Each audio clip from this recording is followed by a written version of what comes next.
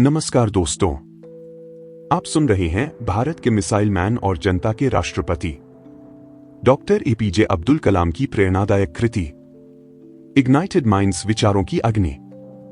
इसकी Hindi audio book सिर्फ आपके लिए भावनाओं, विचारों और विश्वास से भरी हुई।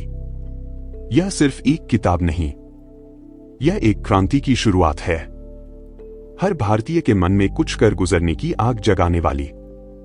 तो चलिए हम इस यात्रा पर साथ चलते हैं, भारत को महान बनाने की दिशा में।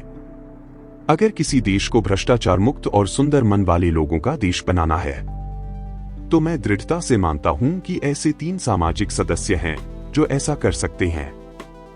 ये हैं माता, पिता और गुरु।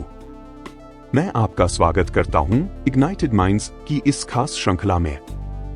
यह किताब लिखी है हमारे देश के पूर्व राष्ट्रपति, महान वैज्ञानिक और युवाओं के प्रिय प्रेरणा स्रोत डॉक्टर एपीजे अब्दुल कलाम ने। यह किताब सिर्फ शब्दों का संग्रह नहीं है, यह एक मिशन है भारत को महान बनाने का।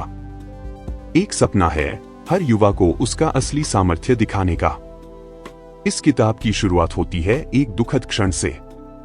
27 सितंबर 2001 डॉक्टर कलाम के माता पिता और कुछ करीबी लोगों का निधन हुआ। उन्हीं दिनों उन्होंने एक गहरी आत्मचिंतन की यात्रा शुरू की। देश भर के अलग अलग हिस्सों में गए, छात्रों, शिक्षकों, वैज्ञानिकों, संतों और आम लोगों से मिले।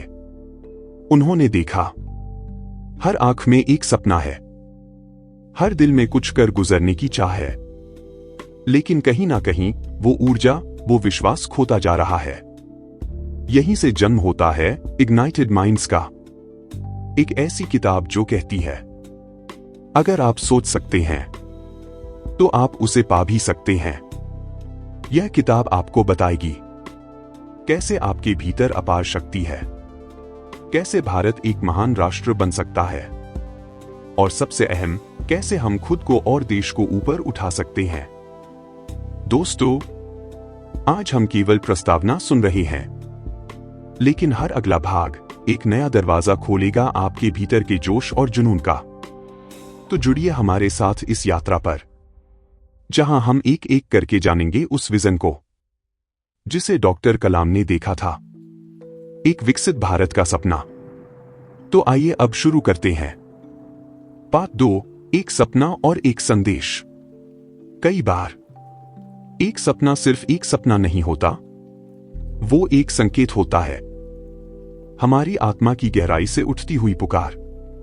डॉक्टर कलाम एक ऐसा ही सपना देखते हैं, बहुत ही अद्भुत, बहुत ही रहस्यमय। वो अपने कमरे में आराम कर रहे होते हैं, तभी एक दिव्य रोशनी के बीच 4 महान आत्माएं प्रकट होती हैं। महर्षि पतंजलि, संत कबीर, महर्षि कालिदास और गुरु नानक देव। ये चारों शांति और प्रकाश से भरे हुए। वो कलाम साहब से एक ही सवाल पूछते हैं, क्या तुम अपने देश को महान बनाना चाहते हो? डॉक्टर कलाम चौंकते हैं, लेकिन तुरंत जवाब देते हैं, हां, बिल्कुल चाहता हूं। तभी वो दिव्य आत्माएं कहती हैं, तो उठो, काम पर लग जाओ, देश के युवाओं को जगाओ, उन्हें उनकी शक्ति का एहसास कराओ। और फिर वो सपना अचानक खत्म हो जाता है। लेकिन यह सिर्फ एक सपना नहीं था, यह एक संदेश था, एक चेतावनी, एक बुलावा। डॉक्टर कलाम समझ जाते हैं कि अब समय आ गया है जब उन्हें सिर्फ वैज्ञानिक नहीं, बल्कि एक जन जागरण का वाहक बनना है। वे देश के कोने कोने में जाते हैं, बच्चों से मिलते हैं, छात्रों से बातें करते हैं, उनकी आंखों में उजाला देखते हैं, लेकिन कहीं ना कहीं एक विश्वास की कमी भी महसूस करते हैं। इस अध्याय में कलाम साहब हमें यही संदेश देते हैं कि हर महान बदलाव की शुरुआत एक सपने से होती है, और अगर हम सच में बदलना चाहते हैं, तो हमें सिर्फ सपने नहीं देखने हैं, उन्हें सच करने के लिए उठ खड़ा भी होना है। तो क्या आपने भी कभी कोई ऐसा सपना देखा है जिसने आपके दिल को हिला दिया हो? अगर हां, तो उसे पकड़िए, उसे अपना मिशन बनाइए, क्योंकि डॉक्टर कलाम कहते हैं, सपना वो नहीं जो आप सोते समय देखते हैं, सपना वो है जो आपको सोने ना दे। तो आइए अब सुनते हैं। पाठ 3, दूरदर्शी शिक्षक और वैज्ञानिक। एक महान देश की नींव केवल इमारतों से नहीं बनती, वो बनती है विचारों से, और ये विचार जन्म लेते हैं शिक्षकों और वैज्ञानिकों के जरिए। इस अध्याय में डॉक्टर कलाम हमें ले चलते हैं अपने जीवन के कुछ बेहद खास पलों की ओर। वो पल जब उनके शिक्षकों ने उन्हें नई सोच दी, और वो वैज्ञानिक जिन्होंने देश के लिए अपने जीवन को समर्पित कर दिया। डॉक्टर कलाम याद करते हैं अपने स्कूल के शिक्षक श्रीवासन अय्यर को। एक दिन उन्होंने कलाम और उनके साथियों को समुद्र तट पर बुलाया। उन्होंने समुद्र की लहरों को दिखाते हुए कहा, समुद्र कभी थमता नहीं, उसे देखो, ये निरंतरता, ये ऊर्जा, तुम्हें भी यही बनना है। वो शिक्षक सिर्फ किताबें नहीं पढ़ाते थे, वो दृष्टिकोण सिखाते थे, सोच को उड़ान देना सिखाते थे। इसके बाद कलाम साहब याद करते हैं विक्रम साराभाई को, भारतीय अंतरिक्ष कार्यक्रम के जनक। कैसे उन्होंने एक युवा कलाम में विश्वास दिखाया, उन्हें मौके दिए, उन्हें सिखाया कि असली नेतृत्व क्या होता है। विक्रम साराभाई कहते थे, अगर कोई मिशन असंभव लगे तो समझ लो कि वही करने लायक है। कलाम जी बताते हैं कि भारत में ज्ञान की कोई कमी नहीं है, लेकिन जरूरत है ऐसे शिक्षकों और वैज्ञानिकों की जो बच्चों को सिर्फ डिग्रियों के लिए नहीं, बल्कि देश के निर्माण के लिए तैयार करें। इस अध्याय का मूल संदेश यही है, एक अच्छा शिक्षक, एक अच्छा वैज्ञानिक सिर्फ ज्ञान नहीं देता, बल्कि आत्मा को छूता है। और हमें ऐसे गुरुओं की जरूरत है जो हर बच्चे में छिपे हुए कलाम को पहचान ले। तो अगर आप एक शिक्षक हैं या कोई ऐसा इंसान जो दूसरों की सोच बदल सकता है, तो उठिए, क्योंकि एक राष्ट्र की दिशा आपके शब्दों में छिपी है। अब अगला भाग होगा पाठ 4, संतों और ऋषियों से सीख। क्या आप तैयार हैं अगले अध्याय के लिए? तो चलिए अब आगे बढ़ते हैं। पाठ 4, संतों और ऋषियों से सीख।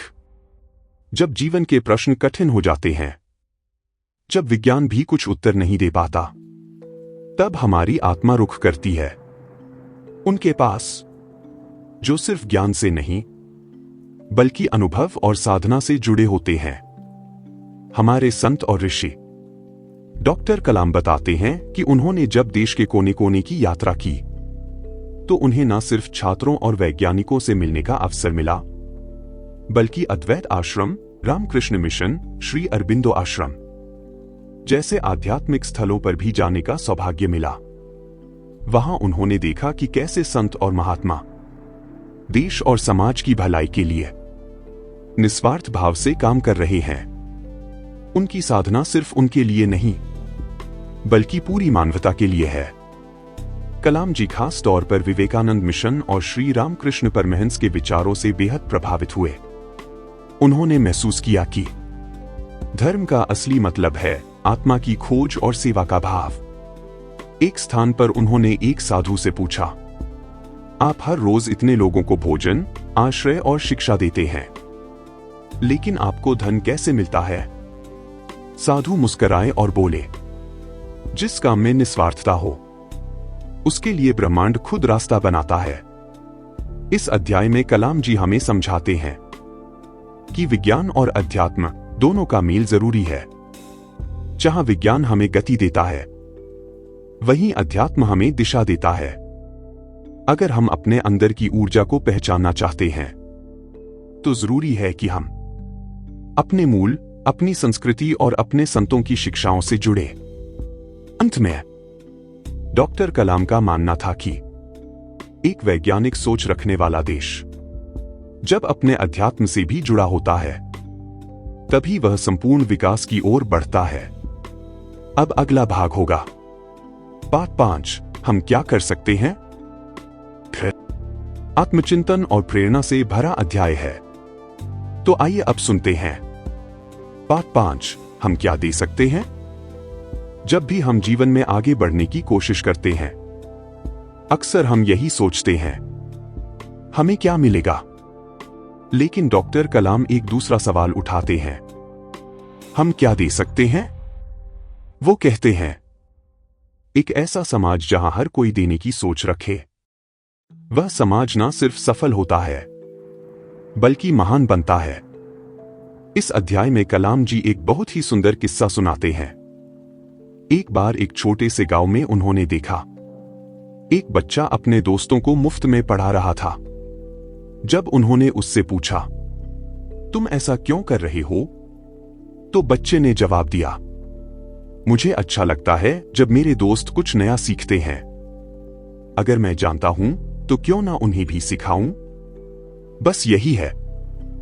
कलाम जी बताते हैं कि जब इंसान अपना स्वार्थ छोड़कर दूसरों के भले के लिए काम करता है, तब उसकी सोच ऊंची हो जाती है।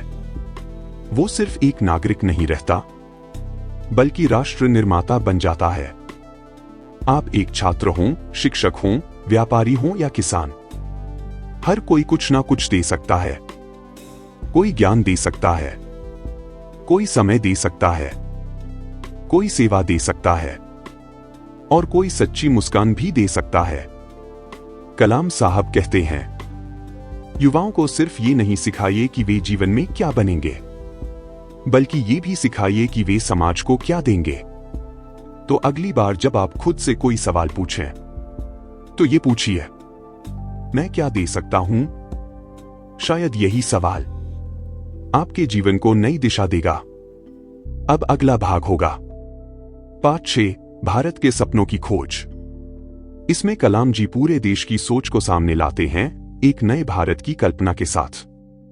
अब हम आ पहुंचे हैं एक बेहद महत्वपूर्ण अध्याय पर। पार्ट 6, भारत के सपनों की खोज। भारत एक ऐसा देश जो हजारों वर्षों से ज्ञान, संस्कृति और आध्यात्म का प्रकाश फैलाता रहा है। लेकिन आज हम कहां हैं और हमें कहां पहुंचना है? डॉक्टर कलाम इस अध्याय में एक बहुत ही जरूरी सवाल उठाते हैं। क्या भारत का कोई सामूहिक सपना है? क्या हमारे पास कोई ऐसी साझा दिशा है जिसकी ओर पूरा देश एक साथ बढ़ सके?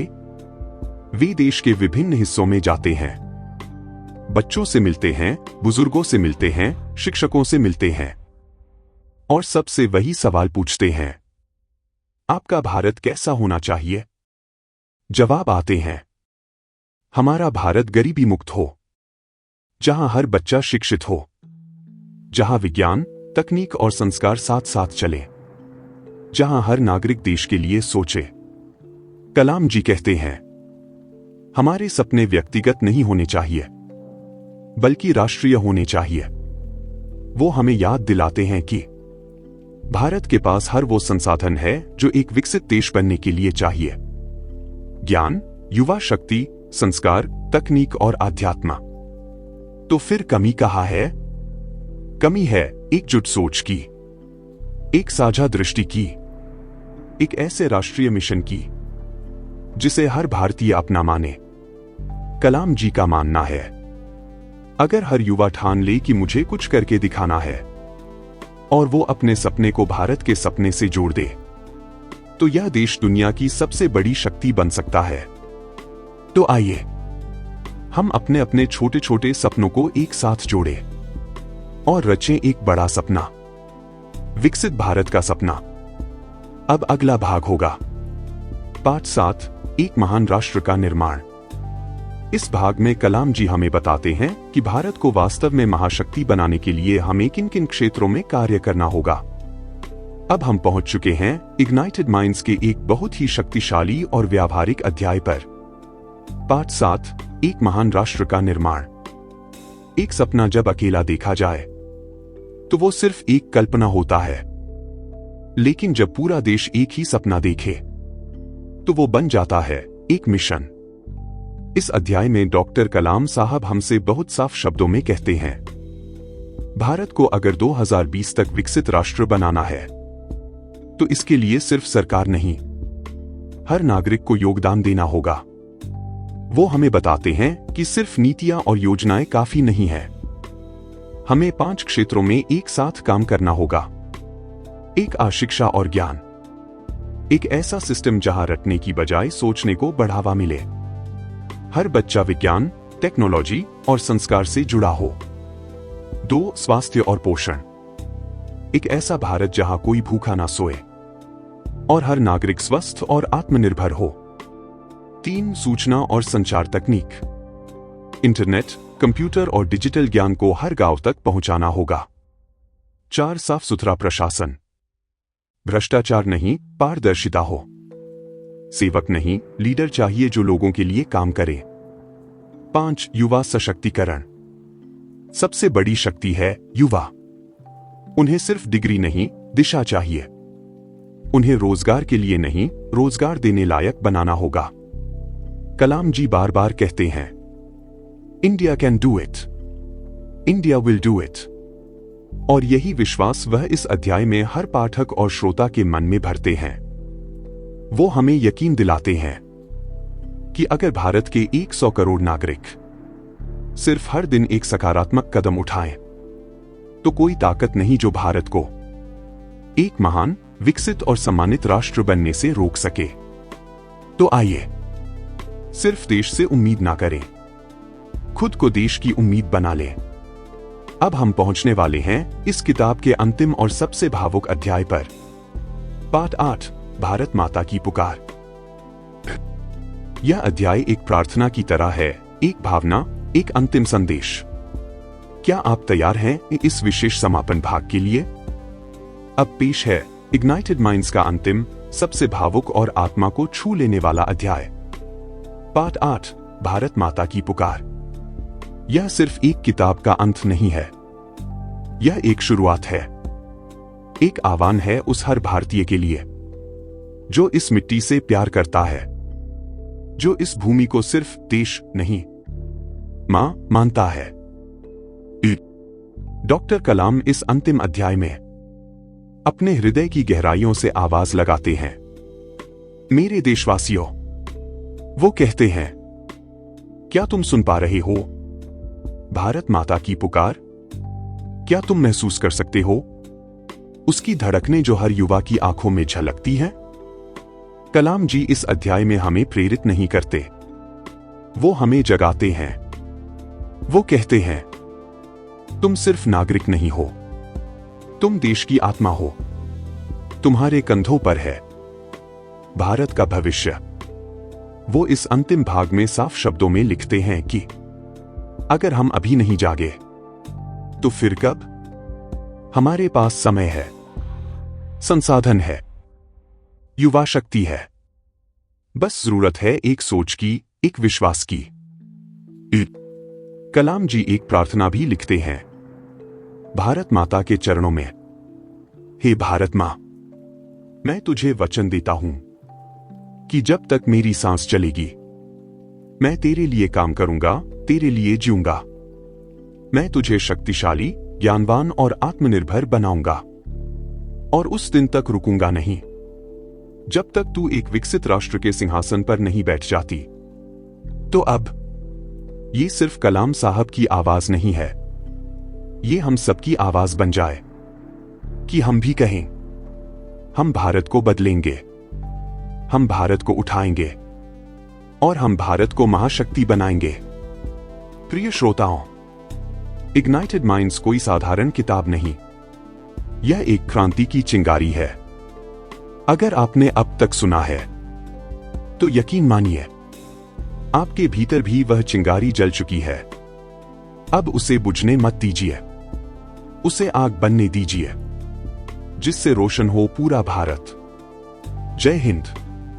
आपने अभी सुना इग्नाइटेड माइंड्स का यह प्रेरणादायक अध्याय, जो हमें सिर्फ सोचने ही नहीं, कुछ करने की भी ताकत देता है। अगर आपको ये ऑडियो बुक पसंद आई हो तो इसे जरूर शेयर करें ताकि कलाम साहब की आवाज हर युवा तक पहुंच सके। और याद रखिए, भारत को बदलने की शुरुआत कहीं और से नहीं, आपसे होती है। मिलते हैं अगले अध्याय में, तब तक के लिए सोचिए, सीखिए और अपने भीतर की अग्नि को जलाए रखिए। जय हिंद।